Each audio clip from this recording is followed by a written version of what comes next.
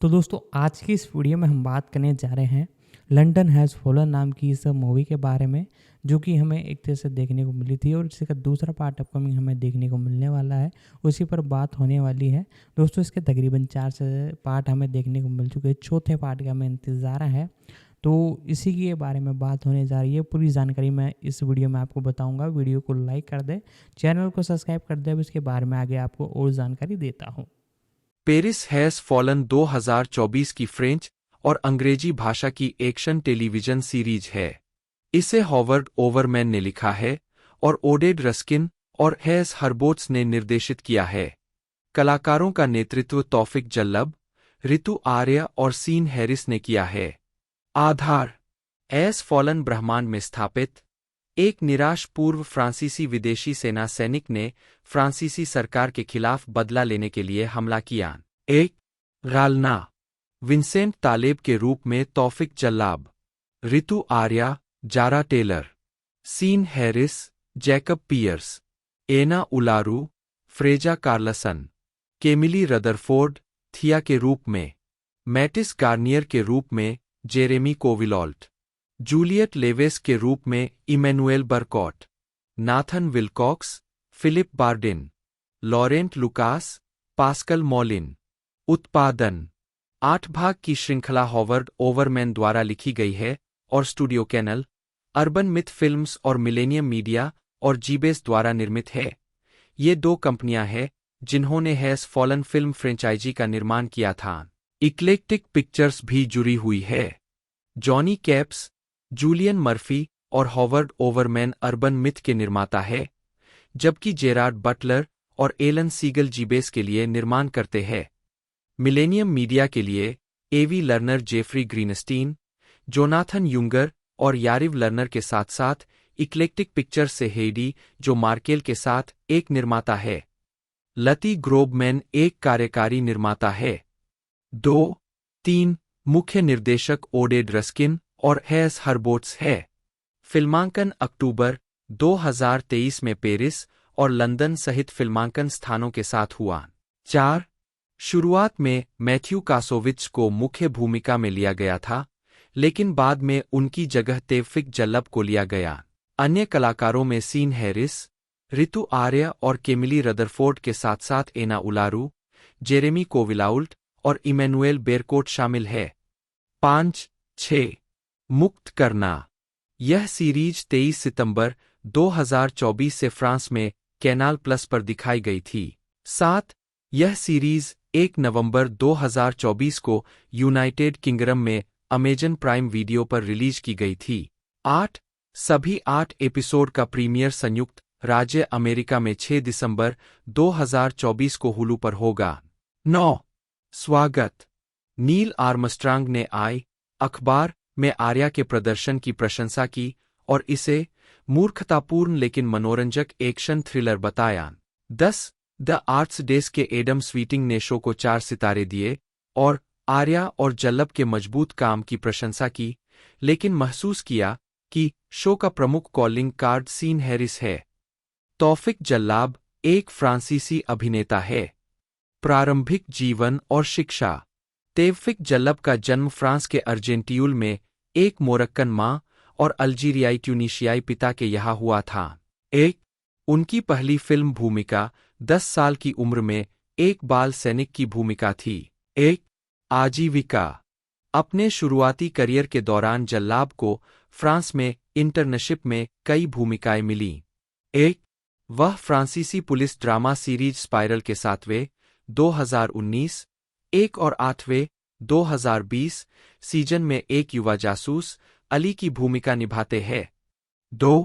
2024 में उन्होंने action series Paris has fallen में अंग्रेजी अभिनेत्री ऋतु आर्य के साथ पूर्व सैनिक से सुरक्षा अधिकारी बने विंसेंट की मुख्य भूमिका निभाई। ऋतु आर्या एक अंग्रेजी अभिनेत्री है। उन्हें पहली बार सोप ओपेरा डॉक्टर्स 2017 में मेगन शर्मा के रूप में उनकी भूमिका के लिए जाना गया, जिसके लिए उन्हें ब्रिटिश सोप अवार्ड के लिए नामांकित किया गया था। उन्हें साइंस फिक्शन सीरीज ह्यूमंस 2016 से 2018 में फ्लैश और Netflix series the umbrella academy 2020 से 2024 में लीला पिट्स के रूप में उनकी भूमिकाओं के लिए और अधिक पहचान मिली। उन्होंने फिल्म पोलाइट सोसाइटी 2023 में लीना खान के रूप में भी अभिनय किया। प्रारंभिक जीवन और शिक्षा। ऋतु आर्या के माता और पिता दोनों ही रियल एस्टेट में काम करते हैं। वह भारतीय मूल की है और उनके 2 भाई हैं, रोमी और राहुल, जिनमें से बाद वाला भी एक अभिनेता है। आर्या ने किशोरावस्था में ही अभिनय करना शुरू कर दिया था। आर्या ने साउथैम्पटन विश्वविद्यालय से खगोल भौतिकी में बीएससी की डिग्री प्राप्त की। 3 जहां उन्होंने साउथैम्पटन विश्वविद्यालय थिएटर ग्रुप और कॉमेडी सोसाइटी के हिस्से के रूप में प्रदर्शन किया, जिसमें एडिनबर्ग फ्रिंज फेस्टिवल में कई शो शामिल थे। इसके बाद उन्होंने ऑक्सफोर्ड स्कूल ऑफ ड्रामा में प्रशिक्षण लिया। 4 आजीविका। अभिनय। आर्या ने सबसे पहले लघु फिल्मों की एक श्रृंखला में अभिनय भूमिकाएं निभाईं और 2014 में शर्लक श्रृंखला में अतिथि भूमिका निभाई। 5. उन्होंने ब्रिटिश सोप ओपेरा डॉक्टर्स में डॉ. मेगन शर्मा की आवर्ती भूमिका निभाई, जिसके लिए उन्हें 2017 में सर्वश्रेष्ठ नवागंतुक के लिए ब्रिटिश सोप अवार्ड के लिए नामांकित किया गया था। 5. 6. 2016 से 2018 तक ह्यूमन सीरीज में एंड्रॉयड फ्लैश के रूप में उनकी एक आवर्ती भूमिका भी थी। 7. 8. 2019 में आर्या फिल्म लास्ट क्रिसमस में जेना के रूप में दिखाई दी, जो एक व्यावसायिक सफलता थी। 9. 10. अगले वर्ष उन्होंने नेटफ्लिक्स सीरीज फील गुड में लावा के रूप में एक आवर्ती भूमिका निभाई और डॉक्टर हू सीरीज में अतिथि भूमिका निभाई। 11. 12. 2020 में आर्या ने नेटफ्लिक्स की मूल सीरीज द अम्ब्रेला एकेडमी के दूसरे सीजन में लीला पिट्स के रूप में अभिनय किया, जिसने उनकी प्रशंसा अर्जित की। 13. 14. उन्होंने श्रृंखला के तीसरे सीजन में चरित्र को दोहराया, जिसे 2022 में रिलीज किया गया। 15. बस्टल पत्रिका ने श्रृंखला में उनके प्रदर्शन को दृश्यचोरी के रूप में वर्णित किया और अप्रोक्स ने आर्या को शो का वाइल्ड कार्ड कहा। 16. 5. श्रृंखला 2024 में समाप्त हुई। 17. 2021 में आर्या ने नेटफ्लिक्स फिल्म रेड नोटिस में सहअभिनय किया। 18. 19. 20 और 2023 में ग्रेटा गेरविग की बार्बी में दिखाई दी। 21. 2024 में वह action series Paris has fallen में MI6 ऑपरेटिव जारा टेलर के रूप में मुख्य भूमिका निभाती है, जिसमें फ्रांसीसी अभिनेता तौफिक जल्लब उनके साथ है। 22. संगीत आर्या एक ड्रमर थीं और बैंड किन का हिस्सा थीं, जिन्होंने अप्रैल 2020 में अपना पहला एकल शेयरिंग लाइट रिलीज किया था। 23. उनके अनुवर्ती एकल लव का प्रीमियर 6 अगस्त 2020 को हुआ। 24. 25. 16 अक्टूबर 2022 को किन ने एक बयान जारी कर कहा कि आर्या ने बैंड छोड़ दिया है और उनके साथ उनका आखिरी लाइव शो 14 अक्टूबर 2022 को लंदन में था। सीन हैरिस, जन्म 1 जून 1966, एक अंग्रेजी अभिनेता है। उन्होंने 24 ओवर पार्टी पीपल 2002 में इयान कर्टिस, द बोर्गियास 2011 से 2013 में मिशेलेटो कोरेला, प्रोमेथियस 2012 में फिफील्ड, मिशन इम्पॉसिबल दुष्ट राष्ट्र 2015 और मिशन इम्पॉसिबल फॉलआउट 2018 में सोलोमन लेन, पॉसम 2018 में फिलिप, द किंग 2019 में विलियम गैस्कोइग्ने और द स्ट्रेंजर 2022 में हेनरी पीटर टीग बटा पीटर मॉर्ले की भूमिका निभाई।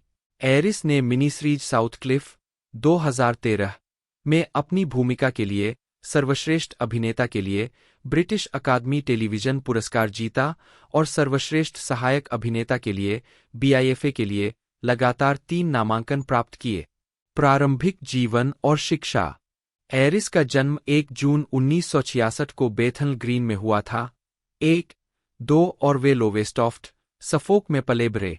3, उन्होंने लोवेस्टॉफ्ट में डेंस हाई स्कूल, जो अब ऑर्मिस्टन डेंस अकादमी है, में पढ़ाई की। 4, 23 साल की उम्र में वह 1989 से 1992 तक ड्रामा सेंटर लंदन में प्रशिक्षण लेने के लिए लंदन चले गए। 5, आजीविका अवस्था एरिस ग्लासगो सिटीजन थिएटर के सदस्य थे, जहां उन्होंने गाइल्स हैवरगल द्वारा निर्देशित रोमियो एंड जूलियट में टाइबाल्ट 6, 7 और रॉबर्ट डेविड मैकडोनाल्ड द्वारा निर्देशित डॉन जुआन में कैरिनो जैसे स्टेज प्रोडक्शन में अभिनय किया। 8, वह हैमार्केट थिएटर, लीसेस्टर में मैथ्यू लॉयड द्वारा निर्देशित ए मिडसमर नाइट्स ड्रीम के प्रोडक्शन में लिसेंडर के रूप में भी दिखाई दिए। 9 और जोनाथन चर्च द्वारा निर्देशित एंजेल्स रेव ऑन के नॉटिंघम प्लेहाउस प्रोडक्शन में जॉनी के रूप में।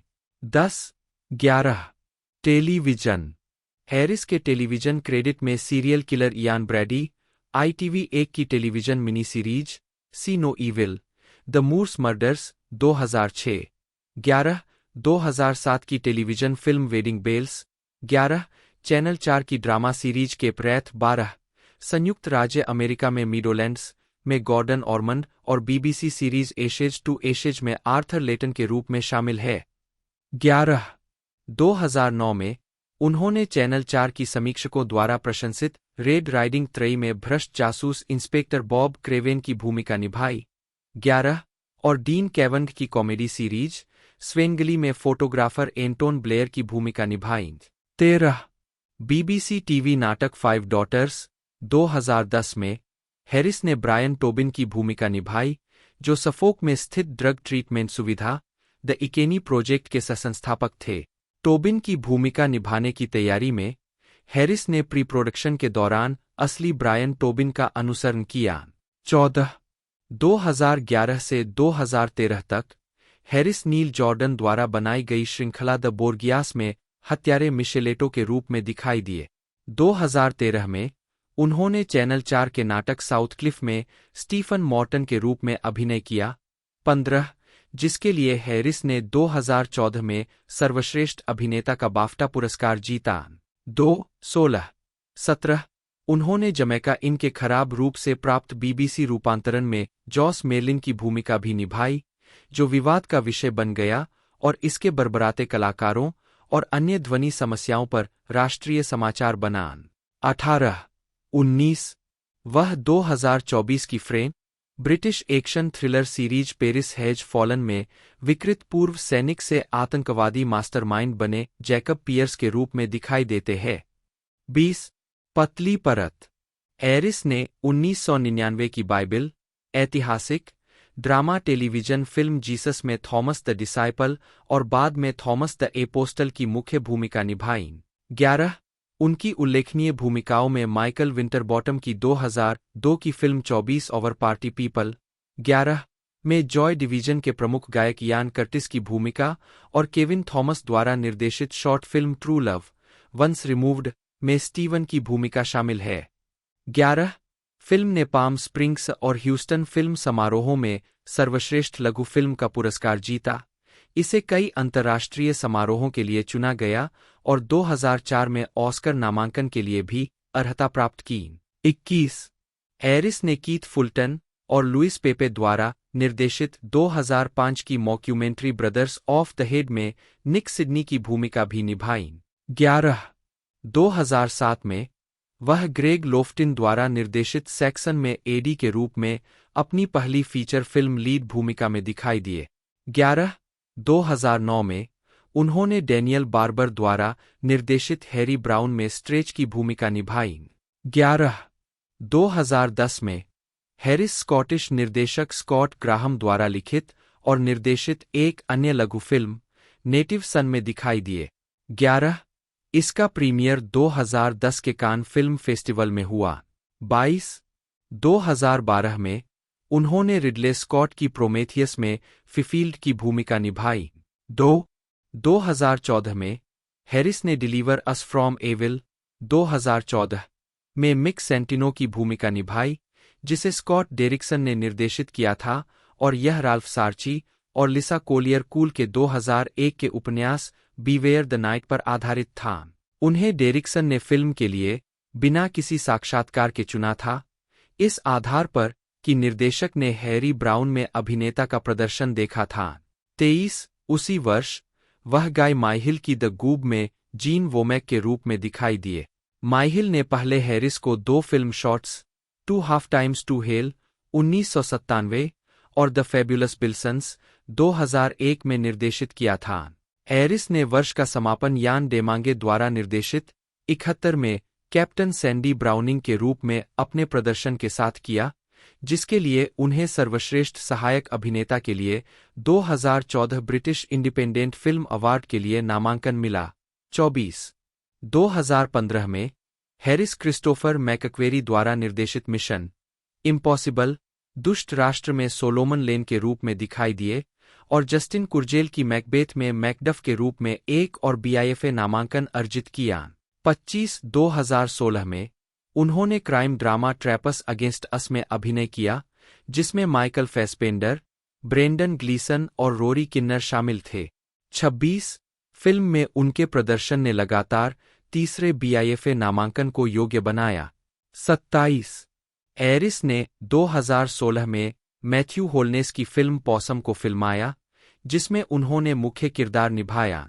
28-29 उन्होंने सीक्वल मिशन इम्पॉसिबल फॉलआउट 2018 में लेन के रूप में अपनी भूमिका को दोहराया। 2021 में हैरिस ने फिल्म स्पेंसर में रॉयल हेड शेफ डैरेन मैकग्राडी और फिल्म द ग्रीन नाइट में एक कमजोर, वृद्ध राजा आर्थर की भूमिका निभाई। 31 वीडियो संगीत हैरिस ने नॉर्विच बैंड ब्लैक शार्क्स की पहली एल्बम लूज कंट्रोल के लिए एक संगीत वीडियो में एक जोकर के रूप में एक कैमियो उपस्थिति दर्ज की, जिसका निर्देशन माहिल ने किया था। स्पष्ट रूप से द फैबुलस बिल्सन्स के साथ ही फिल्माया गया था। 2007 में वह मार्क रॉन्सन के स्टॉप मी के वीडियो में दिखाई दिए। 32 2012 में हैरिस लंदन स्थित संगीत समूह बारबारोसा के वीडियो शॉट बैटल्स में दिखाई दिए, जिसका निर्देशन मोंटसेराट लोम्बार्ड ने किया था। इयान अर्बर फिल्म और टेलीविजन के लिए एक ब्रिटिश संगीतकार है। वह लंदन, इंग्लैंड में रहते हैं। 2019 में उन्होंने ब्लर के डेव रॉनट्री के साथ BBC वन की थ्रिलर सीरीज द कैप्चर के लिए संगीत तैयार किया। कैप्चर 2019 की सबसे ज्यादा देखी जाने वाली नई BBC सीरीज थी, जिसे 20 मिलियन से अधिक स्ट्रीम मिले। इयान ने BBC 2 की comedy series Quacks, Usain Bolt की theatrical release documentary I am Bolt, एक मो फराह की डॉक्यूमेंट्री नो ईजी माइल और जॉन हर्ट की अंतिम फिल्म माई नेम इज लेनी के लिए भी संगीत दिया। 2 इयान मिशन इम्पॉसिबल दुष्ट राष्ट्र के स्कोर पर संगीतकार, जो क्रेमर के सहायक भी थे। 3 आर्बर ने ब्लर के डेव रोनट्री के साथ मिलकर मो फराह, नो ईजी माइल के लिए संगीत तैयार किया तथा हिप हॉप के दिग्गज नेस के साथ मिलकर आई एम बोल्ट के शुरुआती शीर्षकों पर काम किया। क्रेडिट वर्ष शीर्षक निदेशक स्टूडियो वितरक प्रकार नोट्स 2022 चेल्सी जासूस बलूत का फल टीवी श्रृंखला 2020 the one season 1 Johnny Capps urban myth films Netflix TV श्रृंखला तोड़ना Michael Elkin 7 feature film cup of Joe season 1 फिलीमैक फुलवेल 73 क्विबी टीवी श्रृंखला 2019 the capture season 1 Ben Chanan BBC one Peacock TV श्रृंखला Proms David Rickard BBC TV श्रृंखला मुझे चित्र दिखाओ Jim Marshall की कहानी Alfred George Bailey Kennedy productions feature documentary Hitsville Motown का निर्माण गेब Turner Ben Turner Fulwell 73 show time feature documentary 2018 Medici season 2 John Kaiser John Michelin Lux Weed big light productions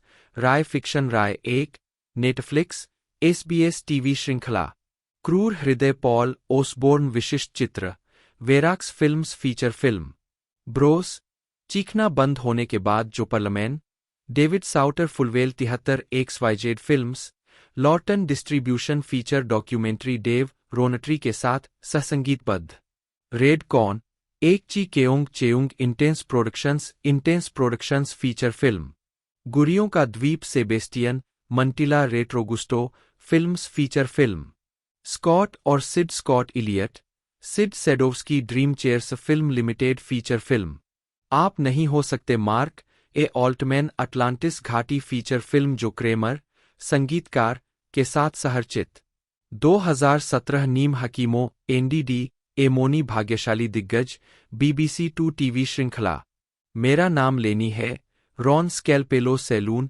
चित्र लॉयंसगेट फीचर फिल्म एमी और Sophia Adam Lipsius Retrogusto films feature film 2016 Mo Farah कोई आसान रास्ता नहीं जो parliament Fulwell 73 feature documentary Dave Rowntree के साथ सहसंगीतबद्ध मैं बोल्ट हूं Ben Turner Gabe Turner Fulwell 73 feature documentary 2015 mission असंभव दुष्ट राष्ट्र Christopher McQuarrie Skydance productions TC productions bad robot श्रेष्ठ तस्वीर फीचर फिल्म जो क्रेमर के सहायक reunion Shawn Chow monster works 66 feature film 2014 खिड़की Steve Spel Brillen entertainment feature film 2013 हम palaeo से प्यार करते हैं, कैरोलीन मोइज सुविधाओं से परे फीचर डॉक्यूमेंट्री। कार्पे डिएम, यूरोपीय escapade. 4 Eric Hinwood ATAC studio feature film. 2012 हाथ बदलना Scott L Schwartz changing hands film feature film. David Alexander de Horne Rowntree, जन्म 8 मई 1964, एक अंग्रेजी संगीतकार, राजनीतिज्ञ, वकील, संगीतकार और एनिमेटर है। उन्हें रॉक बैंड ब्लर के ड्रमर के रूप में जाना जाता है। अपने राजनीतिक जीवन में रोनट्री ने 2017 से 2021 तक नॉर्फॉक काउंटी काउंसिल में लेबर पार्टी का प्रतिनिधित्व किया और 2010 और 2024 के आम चुनावों में लेबर उम्मीदवार के रूप में संसद के लिए असफल रहे। एक प्रारंभिक जीवन। डेविड अलेक्जेंडर डी हॉर्न रोनट्री का जन्म कोलचेस्टर, एसेक्स, 2 में 8 मई 1964 को कोलचेस्टर मैटरनिटी हॉस्पिटल में हुआ था। 3 उनके माता पिता संगीत में थे, सुसान, एक वायोला वादक, और जॉन, BBC में एक साउंड इंजीनियर। उनकी एक बड़ी बहन है, जिसका नाम सारा है। वह सप्ताह के दौरान कोलचेस्टर के गिलबर्ट स्कूल 4 और सप्ताहांत में लैंडरमेयर म्यूजिक स्कूल, थोरपेलेसोकेन में जाते थे, जहां उन्होंने परक्यूशन का अध्ययन किया। उन्होंने अपने पिता के साथ कोलचेस्टर सिल्वर बैंड, एक ब्रास बैंड में परक्यूशन बजाया। स्कूल छोड़ने के बाद उन्होंने टेम्स पॉलिटेक्निक में कंप्यूटर विज्ञान में उच्च राष्ट्रीय डिप्लोमा HND के लिए अध्ययन किया। 5 और कोलचेस्टर बरो काउंसिल के लिए एक कंप्यूटर प्रोग्रामर के रूप में अपना करियर शुरू किया। संगीत व्यवसाय। कलंक। 2013 में रोम में ब्लर के साथ प्रस्तुति देते हुए रोनट्री। कोलचेस्टर में बड़े होने के दौरान रोवंट्री ने ग्राहम कॉक्सन के साथ बैंड में काम किया। वह कॉक्सन के पिता को भी जानते थे, जो लैंडरमेरे में जैज क्लास पढ़ाते थे।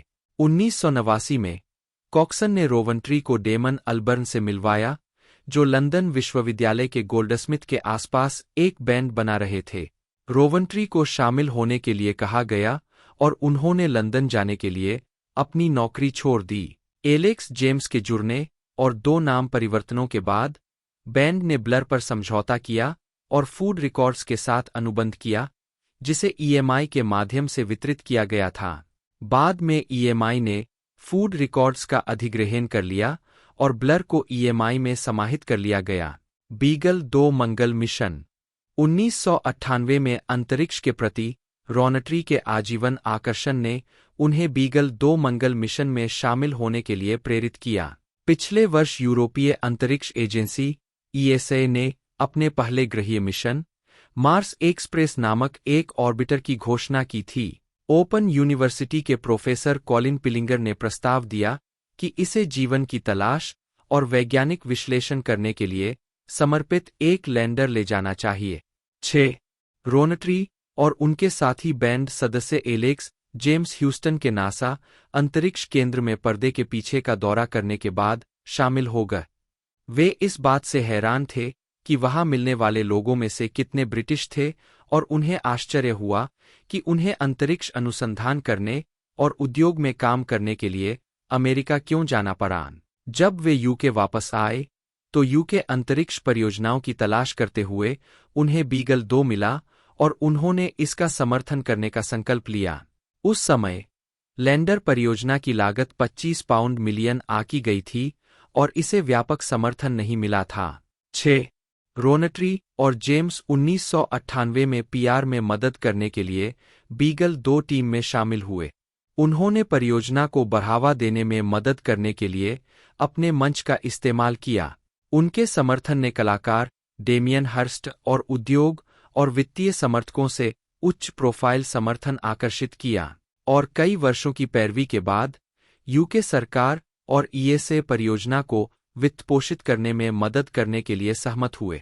बीगल 2 को ले जाने वाला मार्स एक्सप्रेस मिशन जून 2003 में लॉन्च किया गया था।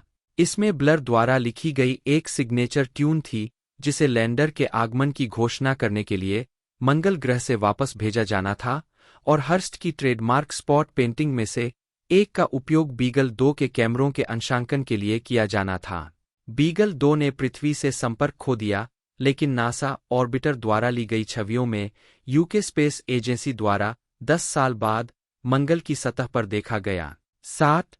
रोनट्री कहते हैं, जिस तरह डेमियन हर्स्ट को मंगल ग्रह पर पहली कलाकृति मिली, उसी तरह हमें मंगल ग्रह पर पहला संगीत मिला। 6. एक्स एफएम रेडियो 2014 में रोनट्री ने ग्लोबल रेडियो के वैकल्पिक rock radio station x FM, अब रेडियो एक्स, के लिए रविवार रात को एक नियमित शो के साथ प्रस्तुतकर्ता के रूप में शुरुआत की। अपने पहले शो में उन्होंने जॉन लेनन, एल्बो और द पॉलीफोनिक स्प्री के गाने बजाए। बीच बीच में अपने स्टूडियो मित्र, शोधकर्ता जॉर्ज के साथ मंगल जैसे बेवकूफ विषयों पर चर्चा की। 8. वीडियो 31 जुलाई 2018 को रोनट्री स्लेव्स के रिलीज सिंगल चोकहोल्ड के वीडियो में बैंड में एक भाग के लिए ऑडिशन देने वाले ड्रमर के रूप में दिखाई दिए। 9. पॉडकास्ट रोनट्री स्पॉटिफ पर शोधकर्ता जॉर्ज के साथ द डेव रोनट्री पॉडकास्ट शो की मेजबानी करते हैं। पहली सीरीज 6 एपिसोड लंबी थी, जिसकी शुरुआत नवंबर 2020 में रिलीज किए गए चुनौतीपूर्ण समय के लिए रोनट्री के गो टू संगीत के एक एपिसोड से हुई थी। 10. एकल कैरियर नवंबर 2021 में रोनट्री ने अपने पहले एकल रिकॉर्ड के लिए कुकिंग विनाइल के साथ एक समझौते पर हस्ताक्षर किए। 11. एक बयान में रोनट्री ने कहा, एक बच्चे के रूप में मैं अपने रेडियो पर डायल घुमाते हुए घंटों बिताता था, उन सभी जगहों पर भागने का सपना देखता था जिनके विदेशी स्टेशन मैंने सुने थे। मैंने उस तरह का एक एल्बम बनाने की कोशिश की है। स्पेक्ट्रम के माध्यम से ट्यूनिंग, प्रत्येक गीत पर रुकना जो मेरे जीवन में एक महत्वपूर्ण मोड़ के बारे में कहानी बताता है, फिर डायल घुमाना और आगे बढ़ना। 12. उनका पहला एकल गीत, लंदन ब्रिज, 5 जुलाई 2022 को रिलीज किया गया। 13. रोनट्री का पहला एकल एल्बम, रेडियो सॉन्ग्स, 20 जनवरी 2023 को रिलीज किया गया था। 14. फिल्म और एनिमेशन रोनट्री एक कंप्यूटर एनिमेटर है और 11 साल तक नैनोमेशन नामक एक एनिमेशन कंपनी के मालिक रहे। 15. उनके ग्राहकों में विज्ञापन एजेंसियां और द 11 o'clock शो शामिल थे। उन्होंने साउथ पार्क, एस्क एनिमेटेड शो एम्पायर स्क्वायर की 2 सीरीज का निर्देशन भी किया, जिसने 18 फरवरी 2005 को चैनल 4 पर अपना टीवी डेब्यू किया। 16. गैर फोटोरियलिस्टिक रेंडरिंग रोनट्री की कंप्यूटर ग्राफिक्स में रुचि है और उन्होंने गैर फोटोरियलिस्टिक रेंडरिंग से संबंधित विषयों पर 3 शोध पत्रों में योगदान दिया है। ये शोध पत्र गति को ट्रैक करने और विजुअलाइज करने के लिए नई तकनीकों का उपयोग करके वीडियो को एनिमेशन में बदलने पर विचार करते हैं। 17, 18, 19 फिल्म और टेलीविजन रोनट्री फिल्म और टीवी साउंड ट्रैक रचना में भी काम करते हैं। उन्होंने और इयान आर्बर ने 2018 Bros documentary Bros after the screaming stops के लिए संगीत और स्कोर तैयार किया। उन्होंने बीबीसी सीरीज द कैप्चर पर भी काम किया, जिसका प्रीमियर 2019 में हुआ, और नेटफ्लिक्स की science fiction series the one, मार्च 2021। कानूनी और राजनीतिक कैरियर कानून 2006 में जब ब्लर ने अवकाश लिया तो रोनट्री ने वकील बनने के लिए प्रशिक्षण लिया। 21 उन्होंने लंदन की मूरगेट स्थित वकील फर्म किंग्सले नेपले के आपराधिक विभाग में काम किया। 22 जुलाई 2017 में उन्हें ग्रीनविच विश्वविद्यालय द्वारा कानून में मानद डॉक्टरेट की उपाधि से सम्मानित किया गया, जिससे वे मानद डॉक्टर ऑफ लॉज होनएलएलडी बन गए। 23 लेबर पार्टी के उम्मीदवार और पार्षद 2002 में सदस्य बनने के बाद से ही रोनट्री लेबर पार्टी के एक उत्साही कार्यकर्ता और समर्थक रहे हैं और लंदन की वेस्ट एंड शाखा के अध्यक्ष रहे हैं। अप्रैल 2007 में उन्होंने वेस्टमिंस्टर सिटी काउंसिल में मैरीलेबोन हाई स्ट्रीट की सुरक्षित कंजर्वेटिव सीट पर चुनाव लड़ा, लेकिन असफल रहे। जुलाई 2008 में उन्होंने चर्च स्ट्रीट की लेबर आयोजित सीट पर चुनाव लड़ा, लेकिन फिर से असफल रहे। फरवरी 2008 में उन्हें 2010 के आम चुनाव में मौजूदा कंजर्वेटिव एमपी मार्क फील्ड के खिलाफ खड़े होने के लिए cities of London and Westminster constituency labour party द्वारा चुना गया था। उस चुनाव में रोनट्री हार गए थे। 2011 में उन्होंने नॉर्विच साउथ के लिए लेबर उम्मीदवार के रूप में चयन की मांग की, लेकिन पत्रकार और पूर्व सैनिक क्लाइव लुईस से हार गए, जो निर्वाचन क्षेत्र के एमपी के रूप में चुने गए। 4 मई 2017 को नॉरफॉक काउंटी काउंसिल चुनाव में रोनट्री को नॉर्विच में यूनिवर्सिटी वार्ड के लिए काउंटी काउंसलर के रूप में चुना गया था। 25 वह कोविड-19 महामारी के कारण 2021 के चुनाव से पहले ही पद से हट गए।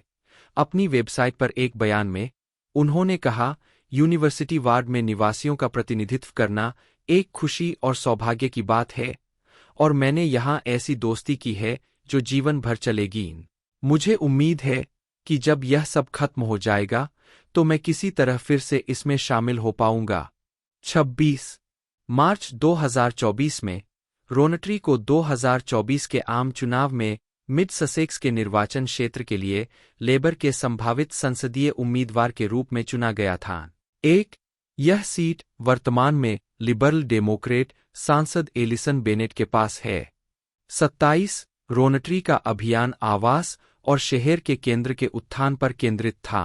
28 राजनीतिक दृष्टिकोण रोनट्री मृत्यु दंड के एक प्रतिबद्ध विरोधी और एमिकस के संरक्षक है। 29 एक संगठन जो संयुक्त राज्य अमेरिका में मृत्यु पंक्ति पर लोगों को कानूनी प्रतिनिधित्व प्रदान करता है। अगस्त 2014 में रोनट्री उन 200 सार्वजनिक हस्तियों में से एक थीं जिन्होंने सितंबर में उस मुद्दे पर होने वाले जनमत संग्रह से पहले स्कॉटिश स्वतंत्रता का विरोध करते हुए द गार्जियन को लिखे पत्र पर हस्ताक्षर किए थे। 30 अभियान रोनट्री ने इंटरनेट म्यूजिक फाइल शेयरर्स के खिलाफ मुकदमा चलाने के खिलाफ अभियान चलाया है। वह यूनाइटेड किंगडम स्थित digital rights NGO open rights group की सलाहकार परिषद के सदस्य है। जब ब्लर की वेबसाइट पर उनसे पूछा गया कि उनके सिंगल आउट ऑफ टाइम के रिलीज होने से पहले इंटरनेट पर लीक होने के बारे में उन्हें कैसा लगा, तो उन्होंने जवाब दिया, मैं चाहता हूं कि इसे खूब पसंद किया जाए। 31 रोनट्री फीचर्ड आर्टिस्ट्स कोएलिशन के संस्थापक निदेशक है। 32 मई 2016 में उन्होंने सीरियाई शरणार्थियों की मदद करने और जरूरतमंद जॉर्डनियों की मेजबानी करने के लिए मोबाइल स्वास्थ्य क्लिनिकों के लिए धन जुटाने के लिए एक सेलिब्रिटी स्टार बूट सेल का आयोजन किया। स्टॉल पर मौजूद सितारों में हॉट चिप, मेलानी सी, केटी टुनस्टाल और बैडली ड्रॉन बॉय शामिल थे, जिसमें फिल डेनियल विशेष लॉट के लिए नीलामी करता थे, जैसे कि काइली मिनोग का हैंडबैग। 33 अन्य हिट रोनट्री ने 1995 में पूर्ण पायलट लाइसेंस प्राप्त किया। 34 उन्होंने 2012 से यूके में शौकिया रेडियो के लिए फाउंडेशन लाइसेंस रखा है, जिसे 2016 में पूर्ण लाइसेंस में अपग्रेड किया गया।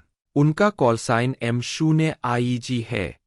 35 व्यक्तिगत जीवन 1994 में रोनट्री ने कनाडाई महिला पाओला मारा से शादी की। 36 2000 के दशक की शुरुआत में उनका तलाक हो गया। 2007 में वह मिशेल डे व्रीस को डेट कर रहे थे। 37 1990 के दशक की शुरुआत में रोनट्री शराब के बहुत शौकीन थे। उन्होंने 1993 में सियोक्सी एंड द बेंशीज बैंड के सदस्यों के साथ विशेष रूप से भारी मात्रा में शराब पीने के बाद शराब पीना बंद कर दिया था। 36 हालांकि कई सालों बाद उन्होंने कोकीन की आदत शुरू कर दी। इसके कारण 2003 में एक सार्वजनिक घटना हुई जब कनाडाई पत्रकार नाडवुआर द ह्यूमन सर्विएट द्वारा मच म्यूजिक के लिए ब्लर के एक टीवी साक्षात्कार के दौरान रोनट्री को पूरे साक्षात्कार के दौरान नाडवुआर का मजाक उड़ाते और उन्हें शारीरिक रूप से डराते हुए देखा गया था। रोनट्री ने अपने व्यवहार के लिए कई बार माफी मांगी है। उन्होंने कहा कि कोकीन के नशे के अगले दिन मैं कभी कभी जानलेवा गुस्से में आ जाता था और उस दिन भी ऐसा ही हुआ। नाडवुआर ने ट्विटर पर रोनट्री की माफी स्वीकार कर ली। 39 वह अपने फोन पर साक्षात्कार की एक क्लिप रखता है, यह देखने के लिए कि क्या वह कभी नशीली दवाओं के उपयोग में फिर से शामिल होने के बारे में सोचता है। 38 नार्डवुआर ने बाद में रोनट्री की माफी के बारे में कहा, यह उनके लिए बहुत अच्छा है। मुझे यह तथ्य पसंद है कि कोई मेरे साक्षात्कार का उपयोग प्रेरक उद्देश्यों के लिए कर रहा है। 40 रोनट्री रिलीज के बोर्ड में एक ट्रस्टी है, जो एक चैरिटी है जो सार्वजनिक स्वास्थ्य के सिद्धांतों पर आधारित साक्ष्य आधारित दवा नीतियों के लिए अभियान चलाती है। जेरार्ड जेम्स बटलर, जन्म 13 नवंबर 1969, एक स्कॉटिश अभिनेता और फिल्म निर्माता है। कानून की पढ़ाई करने के बाद उन्होंने 1990 के दशक के मध्य में Mrs brown 1997, James bond film tomorrow never dice 1997 और टेल ऑफ द ममी 1998 जैसी प्रस्तुतियों में छोटी भूमिकाओं के साथ अभिनय की ओर रुख किया। 2000 में उन्होंने गॉथिक हॉरर फिल्म ड्रैकुला 2000 में काउंट ड्रैकुला के रूप में अभिनय किया। उन्होंने मिनीसीरीज अट्टिला 2001 में अट्टिला द हुन की भूमिका निभाई। फिर साइंस फिक्शन फिल्म टाइमलाइन 2003 में अभिनय करने से पहले रीगन ऑफ फायर 2002 और Lara Croft tomb raider the cradle of life 2003 फिल्मों में दिखाई दिए। बटलर को जैक स्नाइडर की फंतासी युद्ध फिल्म 300 में किंग लियोनिदास की भूमिका के लिए व्यापक पहचान मिली।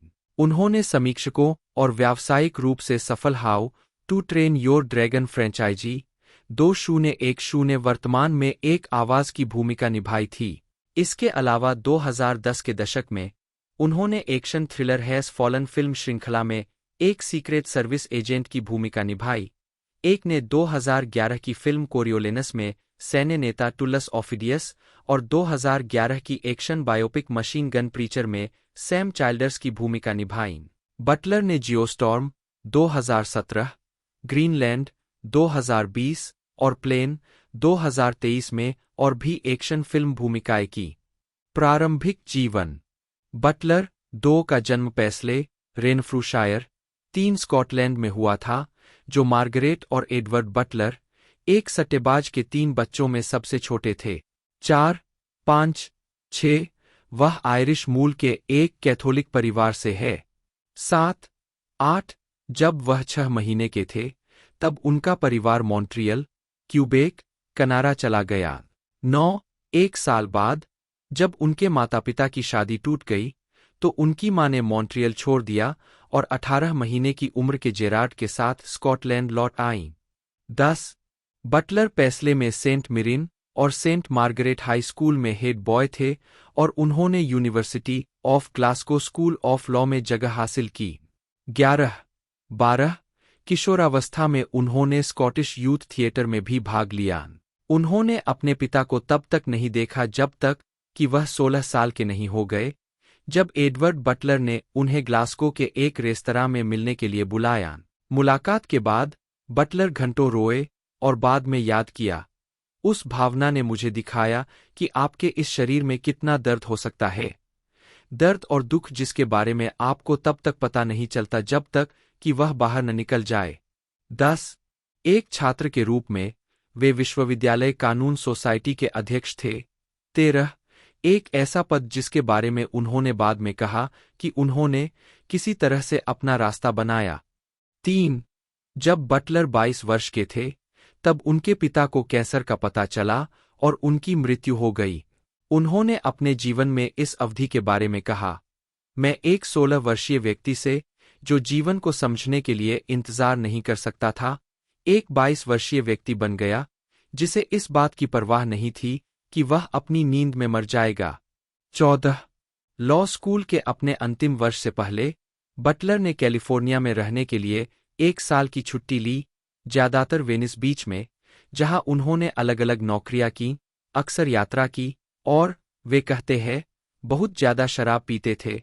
एक बार उन्हें शराब से संबंधित अव्यवस्थित आचरण के लिए गिरफ्तार किया गया था। उस वर्ष के दौरान अपने व्यवहार का वर्णन करते हुए उन्होंने याद किया, मैं नियंत्रण से बाहर था और इसे इस विचार के साथ उचित ठहराता था कि मैं युवा हूं, यही जीवन है, यह मैं बस शोर मचा रहा हूं।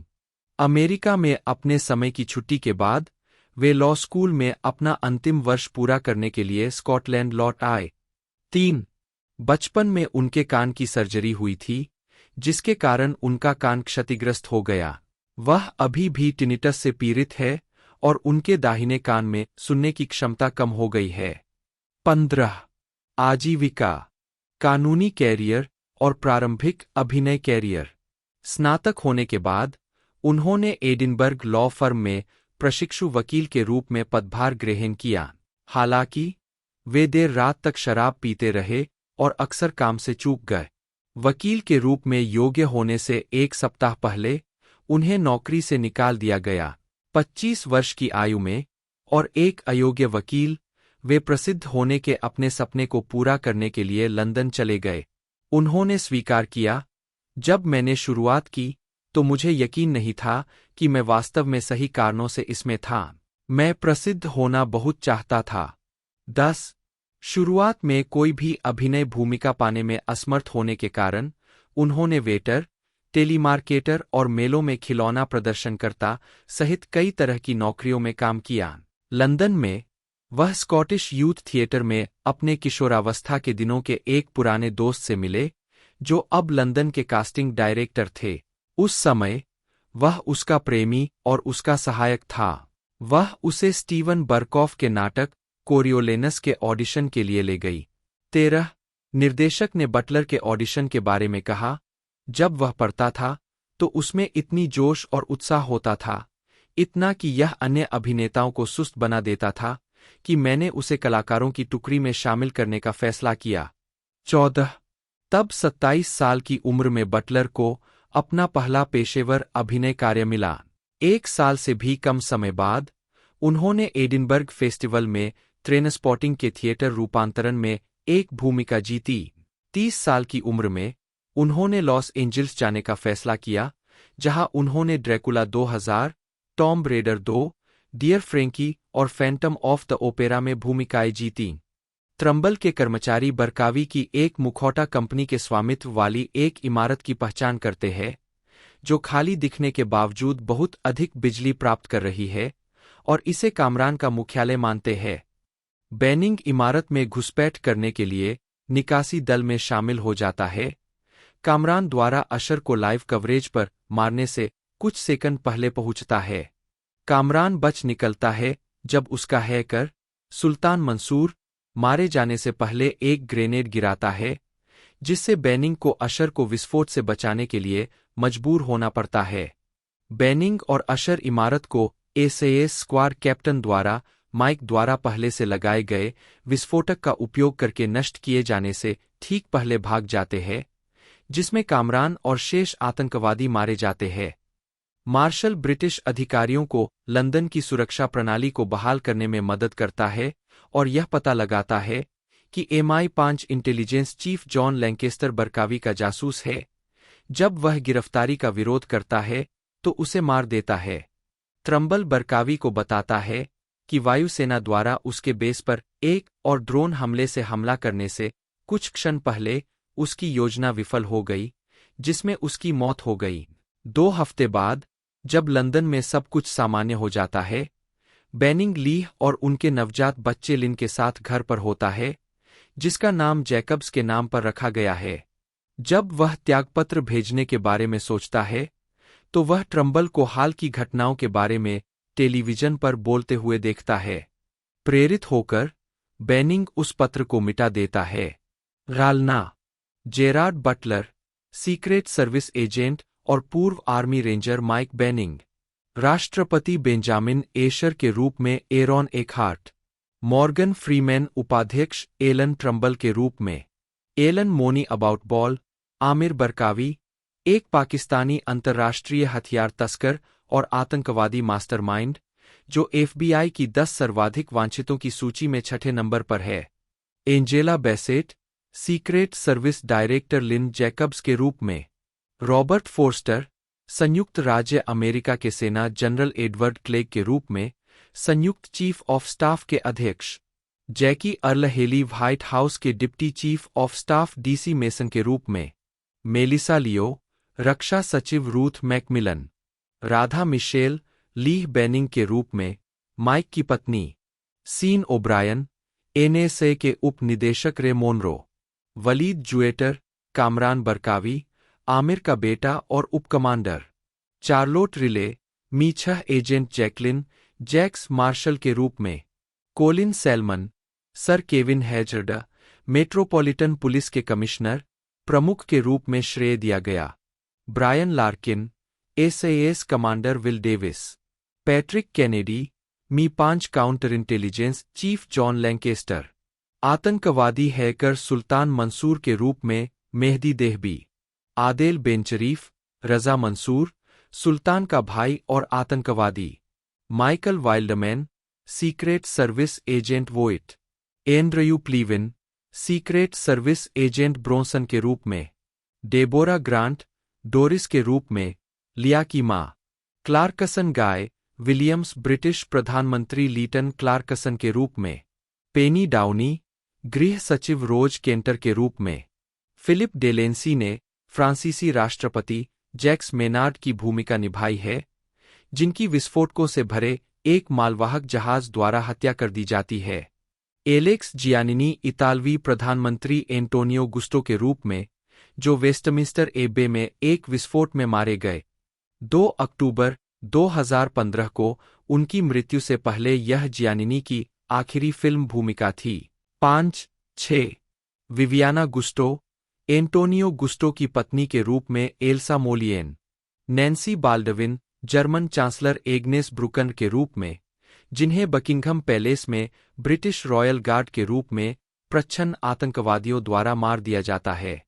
निगेल व्हिटमी ने कनाडा के प्रधानमंत्री रॉबर्ट बोमन की भूमिका निभाई है, जो ट्राफल्गर स्क्वायर से गुजरते समय अपनी लिमोजिन के नीचे रखे बम से मारे जाते हैं। Julia Montgomery Brown, Shrimati Bowman, Robert Bowman की पत्नी। त्सुवायुकी साओतोमे, जापानी प्रधानमंत्री त्सुतोमू नाकुशिमा, जो यातायात में खड़े होने के दौरान चेल्सी ब्रिज के नष्ट हो जाने से मारे जाते हैं। इसके अतिरिक्त MSNBC समाचार एंकर लॉरेंस ओडोनेल, बिना किसी श्रेय के, एक अनाम समाचार एंकर के रूप में लंदन में हो रही घटनाओं पर रिपोर्टिंग करते हुए दिखाई देते हैं तथा पहली फिल्म की अपनी भूमिका को दोहराते हैं। लंदन हैज़ फॉलन 2016 की अमेरिकी राजनीतिक एक्शन थ्रिलर फिल्म है, जिसका निर्देशन बाबाक नजफी ने किया है और Creighton Rothenberger, Katrin Benedikt, Chad St John और क्रिश्चियन गुडेगास ने लिखा है। यह हैज़ फॉलन फिल्म श्रृंखला की दूसरी किस्त है। एंटोनी फुकुआ की 2013 की फिल्म ओलंपस हैज़ फॉलन की अगली कड़ी है और इसमें जेरार्ड बटलर, आरोन एकहार्ट और मॉर्गन फ्रीमैन है, साथ ही Alon Moni about ball, Angela Bassett, Robert Forster, Jackie Earle Haley, Melissa Leo, Radha Mitchell, Sean O'Bryan, Waleed Zuaiter और चार्लोट रिले सहायक भूमिकाओं में है।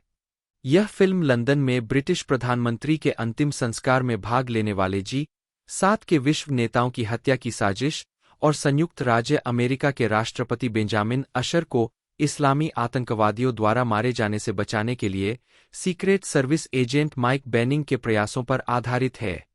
फिल्मांकन 24 अक्टूबर 2014 को लंदन में शुरू हुआ। नवंबर में क्रिसमस की छुट्टियां शुरू हुई और फरवरी 2015 में फिल्मांकन फिर से शुरू हुआ। यह फिल्म फोकस फीचर्स द्वारा हाल ही में पुनर्जीवित ग्रैमर्सी पिक्चर्स लेबल के तहत 4 मार्च 2016 को रिलीज की गई और इसने दुनिया भर में $205 मिलियन की कमाई की, जिसमें इसके निर्माण, विशेष प्रभावों और एक्शन दृश्यों के लिए नकारात्मक आलोचनात्मक समीक्षा शामिल थी। तीसरी फिल्म, जिसका शीर्षक एंजल हैज फॉलन था, 23 अगस्त 2019 को रिलीज हुई। कथानक G8 खुफिया सेवाएं पाकिस्तानी हथियार तस्कर और आतंकवादी सरगना आमिर बरकावी को उसके परिसर में ढूंढती है और उसकी बेटी की शादी के दौरान अमेरिकी वायुसेना के ड्रोन हमले को अधिकृत करती है, जिसमें बरकावी का परिवार मारा जाता है और संभवतः बरकावी स्वयं भी मारा जाता है। 2 साल बाद ब्रिटिश प्रधानमंत्री जेम्स विल्सन की अचानक मृत्यु हो गई और G7 के नेता लंदन में उनके अंतिम संस्कार में भाग लेने की तैयारी कर रहे हैं। Secret service director Lynne Jacobs ने एजेंट माइक बेनिंग को अमेरिकी राष्ट्रपति बेंजामिन एशर के विदेशी सुरक्षा दल का नेतृत्व करने के लिए नियुक्त किया, भले ही बेनिंग की पत्नी ली कुछ ही हफ्तों में बच्चे को जन्म देने वाली है। स्टेनस्टेड हवाई अड्डे पर एयर फोर्स वन के जरिए दल पहुंचता है और बेनिंग मरीन वन के जरिए लंदन के समरसेट हाउस में पहले पहुंचने की व्यवस्था करता है। जैसे ही आशेर की presidential state car Saint Paul Cathedral पहुंचती है, बरकावी के बेटे कामरान के नेतृत्व में भारे के सैनिकों की एक बड़ी सेना मेट्रोपॉलिटन पुलिस, क्वींस गार्ड्समैन और अन्य प्रथम उत्तरदाताओं के वेश में शहर पर समन्वित हमले शुरू कर देती है, जिसमें कनाडा, जर्मनी, जापान, इटली और फ्रांस के नेता मारे जाते हैं, प्रमुख स्थलों को नुकसान पहुंचाया जाता है और बड़े पैमाने पर दहशत पैदा की जाती है। आशेर के जल्दी पहुंचने से सेंट पॉल के हमले की संभावना कम हो जाती है और बेनिंग उसे और जैकब्स को मरीन वन में वापस भेज देता है। आतंकवादी स्टिंगर मिसाइलों से हेलीकॉप्टर के एस्कॉर्ट्स को नष्ट कर देते हैं, जिससे अंततः हाइड पार्क में क्रैश लैंडिंग होती है, जिसमें जैकब्स मारे जाते हैं। बेनिंग आशेर को लंदन अंडरग्राउंड में ले जाता है, क्योंकि शहर की बिजली चली जाती है और निवासी घरों के अंदर शरण लेते हैं। वाशिंगटन, डीसी में अमेरिकी उपराष्ट्रपति एलन ट्रम्बल राष्ट्रपति का पता लगाने की कोशिश करते हुए ब्रिटिश अधिकारियों के साथ घटना की जांच करते हैं। उन्हें बरकावी से एक कॉल आती है, जो अभी भी जीवित है और सना में काम कर रहा है। अपनी बेटी को मारने वाले ड्रोन हमले और लंदन में G7 नेताओं को लुभाने के लिए विल्सन को जहर देने का बदला लेने के लिए बरकावी ने वादा किया कि जब कामरान उसे पकड़ लेगा तो वह आशेर की फांसी को ऑनलाइन प्रसारित करेगा। ट्रम्बल अपने कर्मचारियों को बरकावी के ज्ञात आतंकवादी गुर्गों का पता लगाने और हमले से किसी भी तरह का संबंध खोजने का आदेश देता है, जबकि ब्रिटिश अधिकारी सभी पहले प्रतिक्रिया देने वालों को रोक देते हैं ताकि खुले में छोड़े गए किसी भी व्यक्ति की पहचान आतंकवादियों के रूप में की जा सके। उपग्रह द्वारा उठाए जाने वाले एक संकेत को छोड़ने के बाद बेनिंग आशेर को मी-6 के एक सुरक्षित घर में ले जाता है, जहां मी-6 एजेंट जैकलीन जैक्स मार्शल उन्हें जानकारी देते हैं। मार्शल को ट्रम्बल से एक ध्वनि संदेश मिलता है कि उन्होंने बेनिंग का संकेत देखा है और एक निष्कर्षण दल रास्ते में है। सुरक्षा मॉनिटर डेल्टा फोर्स टीम के पास आते हुए दिखाते हैं, लेकिन बेनिंग को पता चलता है कि वे बहुत जल्दी आ गए हैं और वास्तव में वे बरकावी के आदमी है। वह उन सभी से लड़ता है और उन्हें मार डालता है और एशर के साथ भाग जाता है, लेकिन यूनाइटेड स्टेट्स दूतावास तक पहुंचने से पहले उनकी कार को टक्कर मार दी जाती है और एशर को ले जाया जाता है। बेनिंग को असली डेल्टा फोर्स और SAS से मिलकर बनी एक एक्सट्रैक्शन टीम द्वारा बचाया जाता है, जिन्हें ब्रिटिश सरकार में एक जासूस होने का संदेह है। उत्पादन ढलाई अक्टूबर 2013 में यह घोषणा की गई कि बटलर, एकहार्ट, फ्रीमैन, बेसेट, लियो, फोर्स्टर और मिशेल ओलिम्पस हैज फॉलन में अपनी भूमिकाओं को फिर से निभाएंगे। 7 उत्पादन मई 2015 में लंदन में शुरू होने वाला था, जिसमें क्रेटन रोथेनबर्गर और कैटरीन बेनेडिक्ट पटकथा लिखने के लिए लौट रहे थे। हालांकि निर्देशक एंटोनी फुकुआ द इक्वलाइजर के साथ अपनी प्रतिबद्धताओं के कारण वापस नहीं लौटे। 1 मई 2014 को यह घोषणा की गई कि फोकस फीचर्स ने सीक्वल के वितरण अधिकार हासिल कर लिए हैं और यह फिल्म 2 अक्टूबर 2015 को रिलीज होगी। 18 अगस्त 2014 को यह घोषणा की गई कि चार्ली कंट्रीमैन के निर्देशक फ्रेडरिक बॉन फुकुआ से निर्देशन का कार्यभार संभालेंगे। 28 सितंबर को निर्देशक बाबाक नजफी ने फिल्म का निर्देशन करने के लिए हस्ताक्षर किए। 10 अक्टूबर को Jackie Earle Haley deputy chief Mason की भूमिका निभाने के लिए फिल्म में शामिल हुईं। 4 नवंबर 2014 को एक प्रेस विज्ञप्ति में पुष्टि की गई कि फिल्मांकन शुरू हो गया है। यह भी पुष्टि की गई कि सीन ओब्रायन पहली फिल्म से अपनी भूमिका दोहरा रहे हैं, जबकि Alon Aboutboul, Charlotte Riley और वलीद जुआटर भी कलाकारों में थे। 12 नवंबर को मेहदी देहबी 3 भाइयों में सबसे छोटे सुल्तान मंसूर की भूमिका निभाने के लिए फिल्म में शामिल हुए, जिनका जीवन एक ड्रोन हमले के बाद हमेशा के लिए बदल गया। 15 स्कॉट्समैन ब्रायन लार्किन, जो SAS कमांडर विल डेविस की भूमिका निभाते हैं, एक पॉश अंग्रेज लड़के के रूप में कलाकारों में शामिल हुए। फिल्माने मुख्य फोटोग्राफी 24 अक्टूबर 2014 को लंदन में शुरू हुई। 17 क्रिसमस के ब्रेक से पहले 4 सप्ताह की शूटिंग होनी थी, जिसमें अभिनेता फ्रीमैन, एकहार्ट, बैसेट और मेलिसा लियो शामिल थे। बटलर और एंजेला बैसेट को समरसेट हाउस में फिल्मांकन करते देखा गया। 18 उत्पादन भी पाइनवुड स्टूडियो में हुआ। 19 बटलर ने एक साक्षात्कार में कहा कि फिल्म को भारत में भी फिल्माया गया था और बुल्गारिया में जारी रहना था। 20 बुल्गारिया के तत्कालीन राष्ट्रपति रोसेन प्लेवेलिव ने बुल्गारिया के बोयाना फिल्म स्टूडियो में फिल्मांकन के दौरान लंदन हैज़ फॉलन के सेट का दौरा किया।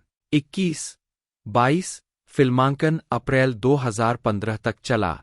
12 अंक संगीत ट्रेवर मॉरिस द्वारा रचित और निर्देशित किया गया था, जिन्होंने पहली फिल्म के लिए स्कोर प्रदान किया था। 23 यह रिकॉर्ड 4 मार्च 2016 को बैकलॉट म्यूजिक द्वारा रिलीज किया गया था। 24 स्कोर को लंदन के चैम्बर ऑर्केस्ट्रा के साथ एबी रोड स्टूडियो में रिकॉर्ड किया गया था। London has fallen original motion picture sound track नहीं। शीर्षक लंबाई 1 लंदन गिर गया है 1:58। 2 बरकावी को देखना 2:25। 3 बोरबॉन और खराब विकल्प 1:17। 4 नर्सरी 0:49। 5 अंग्रेजी पुलिस 0:57। 6 राष्ट्रपति ब्रिटेन पहुंचे 0:49। 7 मोटरकार बटा मरीन वन लैंड्स 1:44। 8 लंदन पर हमला 4:53। 9 लंदन में अंधेरा छा गया 1:49। 10 मरीन वन दुर्घटना 3:20। 11 याकूब की मृत्यु 1:42। 12 ज्यादा बातूनी नहीं 1:57। 13 यह कितना बुरा है 1:03।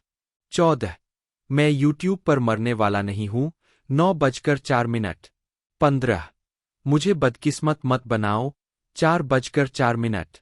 16 हमारी नाक के नीचे 3:51।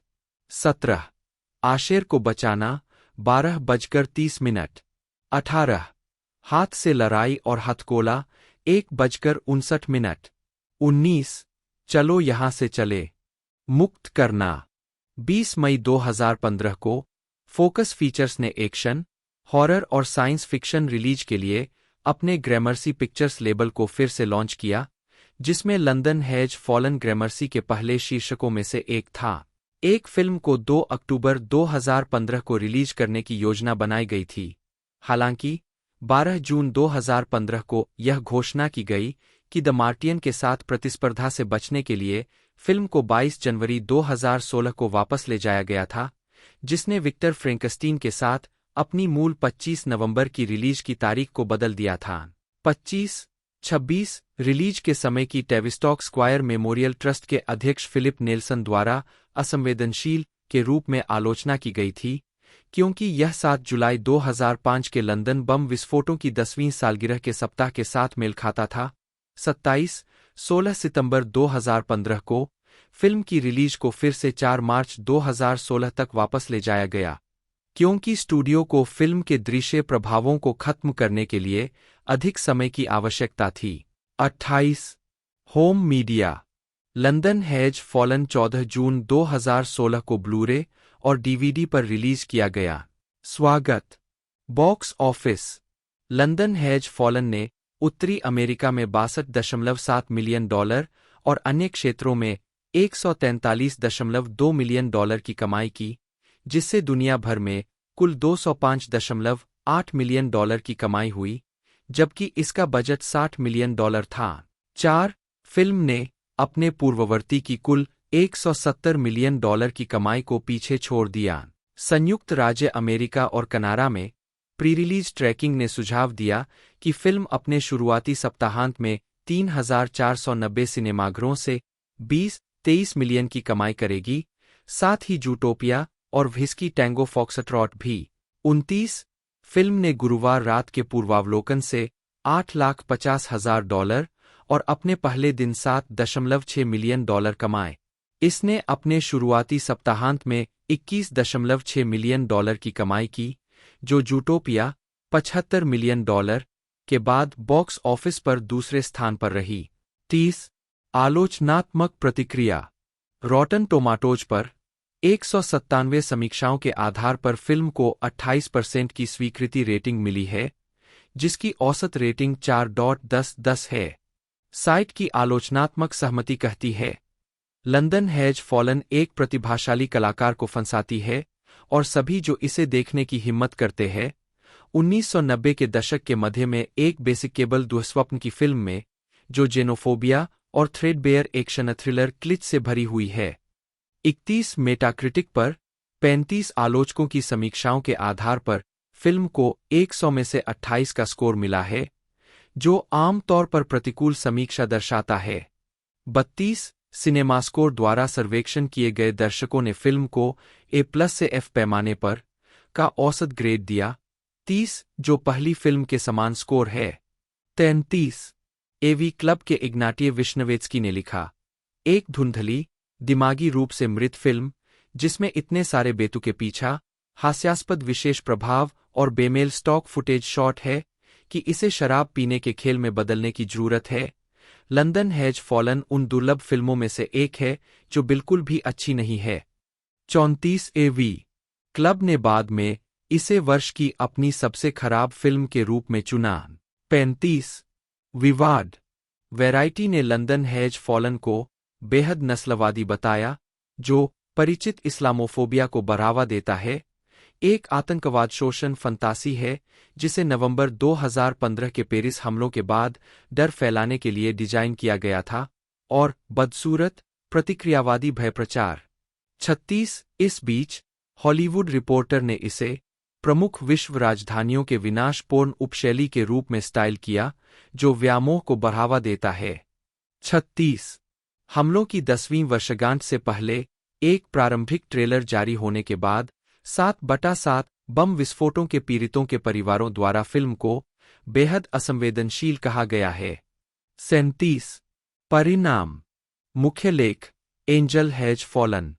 26 अक्टूबर 2016 को यह घोषणा की गई कि एंजेल हैज फॉलन नामक एक सीक्वल विकास में था, जिसमें जेरार्ड बटलर अपनी भूमिका को दोहराएंगे, साथ ही एक बार फिर फिल्म में निर्माता के रूप में काम करेंगे। 25 जुलाई 2017 को रिक रोमन वॉ को एंजेल हैज फॉलन के निर्देशक के रूप में घोषित किया गया था।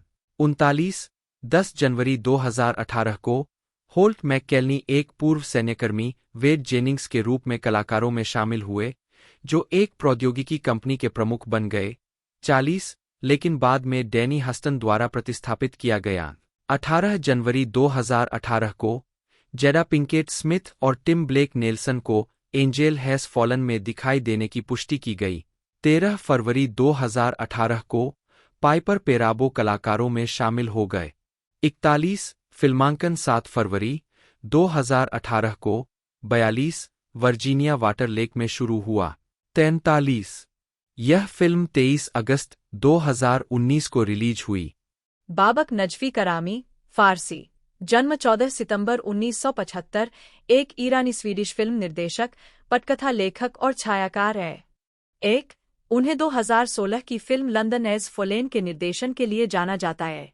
48वें गुलदबागे पुरस्कारों में ड्रैगोमिर मिसिक और बाबाक नजफी। प्रारंभिक वर्षों। नजफी का जन्म ईरान में हुआ था और 11 साल की उम्र में शरणार्थी के रूप में स्वीडन आए, जब उनका परिवार ईरान इराक युद्ध से भाग गया था।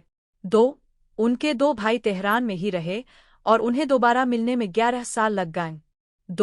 परिवार उपसाला में बस गया, जहां उन्होंने अपना बचपन बिताए। 1998 और 2002 के बीच उन्होंने ड्रामाटिस्का इंस्टीट्यूट में वृत्तचित्र निर्देशन का अध्ययन किए। 2 स्नातक स्तर की पढ़ाई के बाद उन्होंने कई प्रशंसित लघु फिल्मों को लिखा और निर्देशित किया, जिनमें लघु फिल्म कॉमेडी एलिक्सिर 2004 भी शामिल है, जिसके लिए उन्हें बो वाइडरबर्ग छात्रवृत्ति से सम्मानित किया गया था। 2010 में उन्होंने फिल्म सेबे के साथ अपना निर्देशन की शुरुआत की, जिसने सर्वश्रेष्ठ फिल्म के लिए गुलदबागे पुरस्कार जीता और उन्हें 46वें गुलदबागे पुरस्कारों में सर्वश्रेष्ठ निर्देशक के रूप में नामांकन मिला। 60वें बर्लिन अंतर्राष्ट्रीय फिल्म महोत्सव में फिल्म जनरेशन 14+ श्रेणी में प्रतिस्पर्धा कर रही थी, जिसके लिए नजफी ने सर्वश्रेष्ठ प्रथम फीचर का पुरस्कार जीता।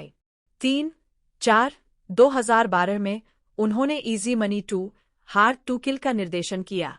नजफी ने अपनी अंग्रेजी भाषा की फिल्मों में लंदन हैज़ फॉलन 2016 से शुरुआत की, जो 2013 की फिल्म ओलंपस हैज़ फॉलन की अगली कड़ी है। फिल्म को ज्यादातर नकारात्मक समीक्षाओं के साथ रिलीज किया गया था, लेकिन 60 मिलियन के बजट के मुकाबले इसने 205.8 मिलियन कमाए। 6. फिल्मोग्राफी। वर्ष शीर्षक मूल शीर्षक देश उत्पादन श्रेय दिया गया नोट्स निदेशक लेखक डीओपी 1999 रास्टेन स्वीडन हाँ नहीं लघु फिल्म 2001 गोस्टाय और लेनार्ट स्वीडन हाँ नहीं निर्माता लघु फिल्म 2002 पाब्लो का जन्मदिन पाब्लोस फुडेंसेडाक स्वीडन हाँ नहीं छोटा 2003 स्कोलन स्वीडन हाँ नहीं हा वीडियो 2004 अमृत स्वीडन नॉर्वे हाँ नहीं लघु फिल्म 2008 मैं पहले ही बता चुका हूँ स्वीडन हा लघु फिल्म 2010 से बे स्वीडन हा नहीं निर्देशन की शुरुआत। मॉर्गन फ्रीमैन 2 जन्म 1 जून 1937 एक अमेरिकी अभिनेता, निर्माता और कथावाचक है। 5 दशकों के करियर में उन्हें कई पुरस्कार मिले हैं, जिनमें एक अकादमी पुरस्कार और एक गोल्डन ग्लोब पुरस्कार, साथ ही एक टोनी पुरस्कार के लिए नामांकन भी शामिल है। उन्हें 2008 में कैनेडी सेंटर सम्मान, 2011 में AFI लाइफ अचीवमेंट अवार्ड, 2012 में सेसिल बी. डेमिले पुरस्कार और 2018 में screen actors guild life achievement पुरस्कार से सम्मानित किया गया। उन्हें व्यापक रूप से अब तक के सबसे महान अभिनेताओं में से एक माना जाता है। 3-4 मेम्फिस, टेनेसी में जन्मे फ्रीमैन का पालन पोषण मिसिसिपी में हुआ, जहां उन्होंने स्कूली नाटकों में अभिनय करना शुरू किया। उन्होंने लॉस एंजल्स में थिएटर कला का अध्ययन किया और अपने शुरुआती करियर में स्टेज प्रस्तुतियों में दिखाई दिए। 1970 के दशक में बच्चों की television series the electric company में उनकी भूमिका के लिए उन्हें प्रसिद्धि मिली। फ्रीमैन इसके बाद शेक्सपियर के नाटक कोरियोलेनस और जूलियस सीजर में दिखाई दिए, जिनमें से पहले ने उन्हें ओबी अवार्ड दिलाया। 1978 में उन्हें रिचर्ड वेस्ले के नाटक द माइटी जेंट्स में जेके की भूमिका के लिए Tony award for best featured actor in a play के लिए नामांकित किया गया था। फ्रीमैन को क्लिंट ईस्टवुड की स्पोर्ट्स ड्रामा $1 मिलियन बेबी 2004 में एक पूर्व बॉक्सर की भूमिका के लिए सर्वश्रेष्ठ सहायक अभिनेता का अकादमी पुरस्कार मिला। उन्हें street smart 1987, driving miss Daisy 1989, the Shawshank redemption 1994 और इनविक्टस 2009 के लिए ऑस्कर के लिए नामांकित किया गया था। अन्य उल्लेखनीय भूमिकाओं में glory 1989, lean on me 1989, robin hood, Prince of thieves 1991, अनफॉरगिवेन 1992, 7 1995, एमिस्टेड 1997, gone baby gone 2007 और द बकेट लिस्ट 2007 शामिल है। उन्होंने क्रिस्टोफर नोलन की द डार्क नाइट ट्रिलॉजी 2005 से 2012 में लुसियस फॉक्स का किरदार निभाया और एक्शन फिल्मों wanted 2008, red 2010, oblivion 2013, now you see me 2013 और लूसी 2014 में अभिनय किया। अपनी विशिष्ट आवाज के लिए जाने जाने वाले उन्होंने the long way home 1997, March of the penguins 2005, through the wormhole 2010 से 2017, the story of God with Morgan Freeman 2016 से 2019, अवर यूनिवर्स 2022 और लाइफ ऑन अवर प्लेनेट 2023 सहित कई डॉक्यूमेंट्री प्रोजेक्ट्स का वर्णन किया है। उन्होंने ड्रामा बोफा 1993 से निर्देशन में पदार्पण किया। उन्होंने 1996 में बिजनेस पार्टनर लोरी मैकक्रीरी के साथ मिलकर फिल्म निर्माण कंपनी रिवीलेशन एंटरटेनमेंट की स्थापना की, जिसके तहत उन्होंने 2014 से 2019 तक सीबीएस राजनीतिक ड्रामा मैडम सेक्रेटरी सहित कई प्रोजेक्ट्स का निर्माण किया। प्रारंभिक जीवन।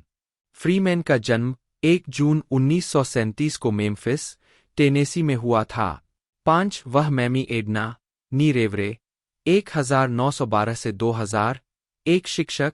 6 और मॉर्गन पोर्टरफील्ड फ्रीमैन 6 जुलाई 1915, 27 अप्रैल 1961, 2 एक नाई के पुत्र है, जिनकी 1961 में सिरोसिस से मृत्यु हो गई थी। 7 उनके 3 बड़े भाई बहन हैं। 8 मॉर्गन के कुछ परदादा परदादी गुलाम लोग थे जो उत्तरी कैरोलिना से मिसिसिपी चले गए थे। बाद में उन्हें पता चला कि उनके गोरे नाना के परदादा फ्रीमैन की काली परदादी के साथ रहते थे और उन्हें अलग थलग दक्षिण में दफनाया गया था। 6 डीएनए परीक्षण से पता चला कि उनके सभी अफ्रीकी पूर्वजों में से 1/4 से थोड़ा अधिक वर्तमान सेनेगल से लाइबेरिया तक फैले क्षेत्र से आए थे और 3/4 कांगो, अंगोला क्षेत्र से आए थे।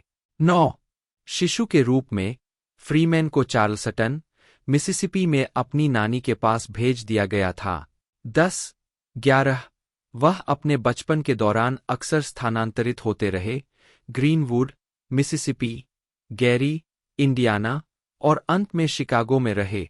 11 उन्होंने 9 साल की उम्र में अपने अभिनय की शुरुआत की, एक स्कूली नाटक में मुख्य भूमिका निभाई।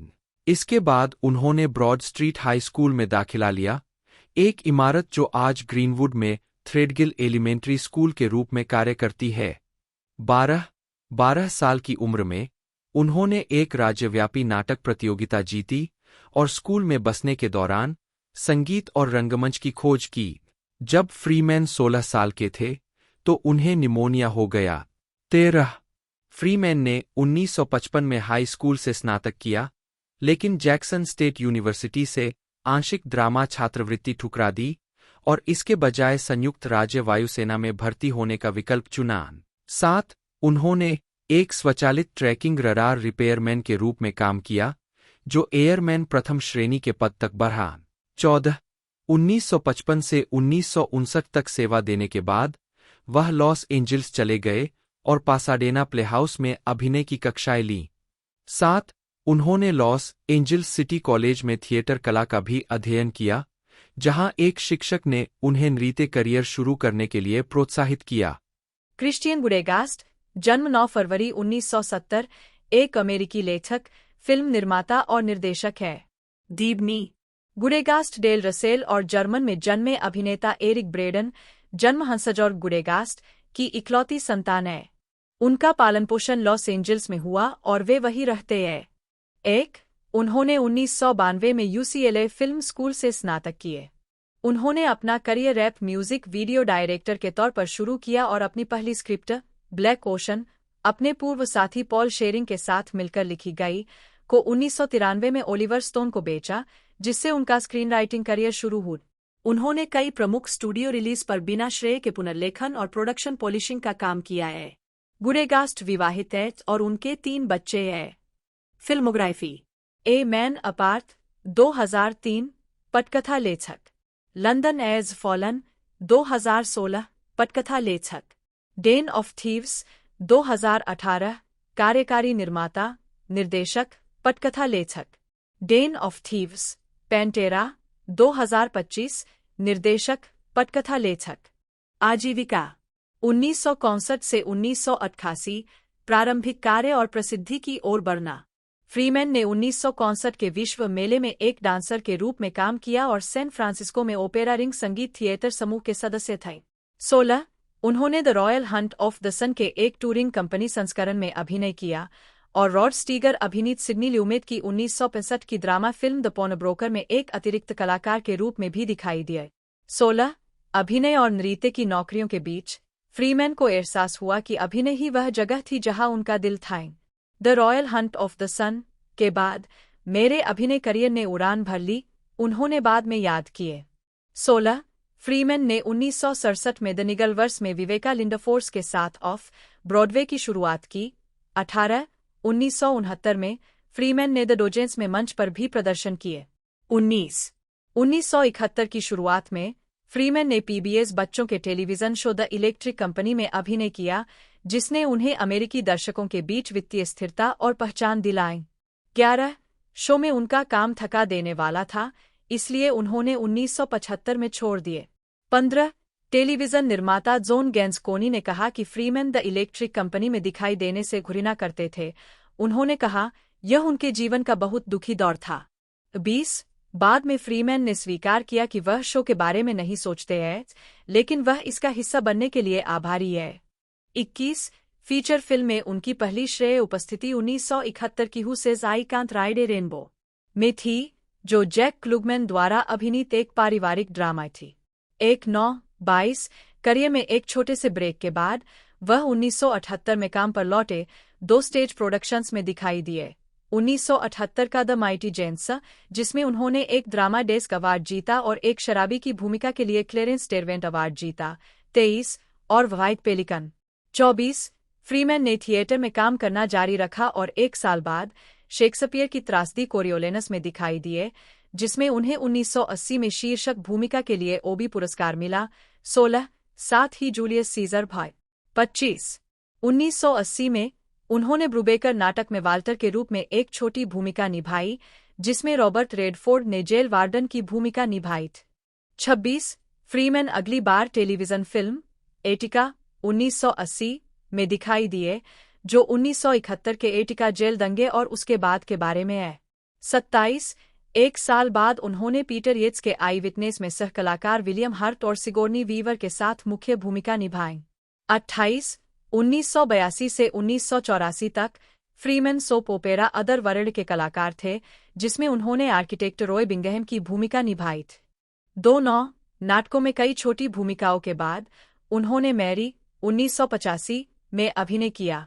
31 फ्रीमैन ने एसाई हिंटन के इसी नाम के उपन्यास पर आधारित नाटक That Was Then This Is Now में भी एक छोटी भूमिका निभाई थी। 32 1980 के दशक के मध्य में उन्होंने फीचर फिल्मों में प्रमुख सहायक भूमिकाएं स्वीकार करना शुरू कर दिया, जिससे उन्हें बुद्धिमान पिता के चरित्रों को चित्रित करने के लिए ख्याति मिल। 11 टेलीविजन फिल्मों के अलावा 1987 में फ्रीमैन ने स्ट्रीट स्मार्ट में क्रिस्टोफर रीव और कैथी बेकर के सहकलाकार के रूप में एक हिंसक सड़क ठग की भूमिका निभाई, जो उनकी पिछली भूमिकाओं से अलग थी। फ्रीमैन के प्रदर्शन की फिल्म समीक्षकों ने प्रशंसा की, जिसमें रोजर एबर्ट भी शामिल थे, जिन्होंने लिखा, फ्रीमैन की भूमिका शानदार है, एक स्मार्ट बहुत सख्त आदमी के रूप में जो आकर्षक या डराने वाला हो सकता है, जो भी जरूरी है। फ्रीमैन एक अविस्मरणीय खलनायक बनाता है। 33 फ्रीमैन के प्रदर्शन ने उन्हें सर्वश्रेष्ठ सहायक अभिनेता के लिए अकादमी पुरस्कार नामांकन दिलाए। 34 बाद में उन्होंने कहा कि वह स्ट्रीट स्मार्ट को अपनी सफल भूमिका मानते हैं। 21 अपनी अगली फिल्म 35 फ्रीमैन को संगीत में द गॉस्पेल एट कोलोनस में एक उपदेशक के रूप में और नाटक ड्राइविंग मिस डेजी में होप कोलबर्न के रूप में उनकी भूमिकाओं के लिए क्रमशः ओबी पुरस्कार भी मिले। 16 1989 से 1996 हॉलीवुड में सफलता। 1998 में फ्रीमैन 1989 में फ्रीमैन की 4 फिल्में रिलीज हुई। पहली में उन्होंने ग्लोरी में सार्जेंट मेजर जॉन रॉलिंस के रूप में अभिनय किया, जिसे एडवर्ड विक ने 54वीं मैसाचुसेट्स इन्फेंट्री रेजिमेंट के बारे में बताया, जो अमेरिकी गृहयुद्ध में यूनियन आर्मी की दूसरी अफ्रीकी अमेरिकी रेजिमेंट थी। द वाशिंगटन पोस्ट के लिए लिखते हुए डेसन थॉमसन ने फ्रीमैन और सर कलाकार डेनसल वाशिंगटन की भाईचारे की गर्मजोशी की भावना के लिए प्रशंसा की। 36 ग्लोरी को 5 अकादमी पुरस्कारों के लिए नामांकित किया गया था और उसने 3 जीते, वाशिंगटन के लिए सर्वश्रेष्ठ सहायक अभिनेता, सर्वश्रेष्ठ छायांकन और सर्वश्रेष्ठ ध्वन। 37 इसके बाद फ्रीमैन ने जेसिका टेंडी और डैन एक्रोयर के साथ comedy drama driving miss Daisy में अभिनय किया। 38 फिल्म आलोचक मुख्य रूप से सकारात्मक थे। हॉलीवुड रिपोर्टर के हेनरी शीहान ने कहा कि फ्रीमैन और टेंडी के प्रदर्शन ने उनकी व्यक्तिगत स्टार गुणवत्ता को बनाए रखते हुए एक दूसरे को पूरक बनाए। 39 फिल्म को 9 अकादमी पुरस्कारों के लिए नामांकित किया गया था और 4 प्राप्त हुए, जिनमें से एक सर्वश्रेष्ठ फिल्म था, जिसमें फ्रीमैन के लिए सर्वश्रेष्ठ अभिनेता का पुरस्कार भी शामिल था। 37 उनकी तीसरी रिलीज जीवनी नाटक लीन ऑन मी थी, जिसमें वह एक अंडर परफॉर्मिंग और ड्रग और अपराधग्रस्त न्यू जर्सी हाई स्कूल के प्रिंसिपल की भूमिका निभाते हैं। वैरायटी पत्रिका के जेन गैलब्रेथ ने सोचा कि फ्रीमैन की कास्टिंग अद्भुत थी। 40 आखिरकार 1989 में उन्होंने वाल्टर हिल की जॉनी एंसम में अभिनय किया, जो एक अपराध ड्रामा था जिसमें उन्होंने न्यू ऑरलियंस पुलिस अधिकारी की भूमिका निभाई। 41 1990 के एक साक्षात्कार में फ्रीमैन ने कहा कि ग्लोरी उनकी पसंदीदा रिलीज में से एक थी। ब्लैक लिगेसी उतनी ही महान है, उतनी ही वीरतापूर्ण है, उतनी ही रोमांच और विजय और खोज से भरी है जितनी किसी और की है। यह सिर्फ इतना है कि कोई इसे नहीं जानता है। 15 समीक्षा एकत्रीकरण साइट रॉटन टोमाटोज के अनुसार 51 समीक्षाओं के आधार पर फिल्म को 16% की स्वीकृति रेटिंग मिली है।